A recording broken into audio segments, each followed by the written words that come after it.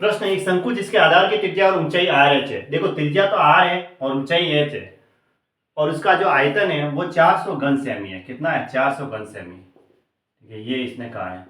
एक शंकु जिसके आधार की त्रिज्या तथा ऊंचाई क्रमशः 2r m h है। अब देखो त्रिज्या 2r की और ऊंचाई वापस h ही है, तो इसका आयतन कितना होगा?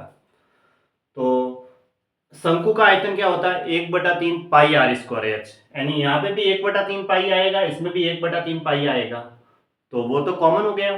अब देखते हैं कि 400 घन सेमी बनाना है, तो अगर मैं त्रिज्या यहाँ पे, क्योंकि आर स्क्वायर तो करना ही पड़ेगा, 1/3 पाई आर स्क्वायर एच होता है ना, 1/3 पाई आर स्क्वायर एच होता है ऐसे।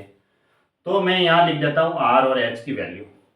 अब अगर मैं आर की वैल्यू 10 रखूंगा तो 10 का स्क्वायर तो हो गया 100। अब यहाँ 400 बनाने के लिए मुझे एच है वो 4 रखना होगा, तब 10 का स्क्वायर 100 और 100 गुणा 4 400 हो जाएगा ऐसे।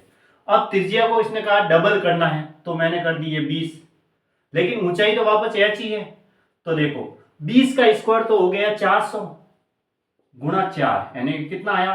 1600 घन सेमी।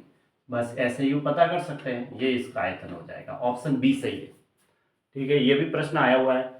66 व्यास वाले एक अर्धगोले के संपूर्ण पृष्ठीय क्षेत्रफल और वक्र पृष्ठ का क्षेत्रफल का अंतर ज्ञात कीजिए। अर्धगोले का देखो संपूर्ण पृष्ठीय क्षेत्रफल तो होता है 3 पाई आर स्क्वायर और वक्र पृष्ठ का क्षेत्रफल होता है अर्धगोले में 2 पाई आर स्क्वायर। इन दोनों का अंतर निकालना है। अंतर कितना आया? पाई आर स्क्वायर आया। अब पाई में ही आंसर चाहिए। आर क्या होगी? यहाँ पे 4 सेमी व्यास है, तो व्यास का आधा त्रिज्या होती है, तो पाई यानी कि त्रिज्या हो गई 2, तो 2 का स्क्वायर यानी कि 4 पाई सेमी स्क्वायर। ये इसका आंसर हो गया 4 पाई सेमी स्क्वायर, यानी कि कहाँ पे? ऑप्शन सी में दे रखा है, तो ऑप्शन सी राइट है।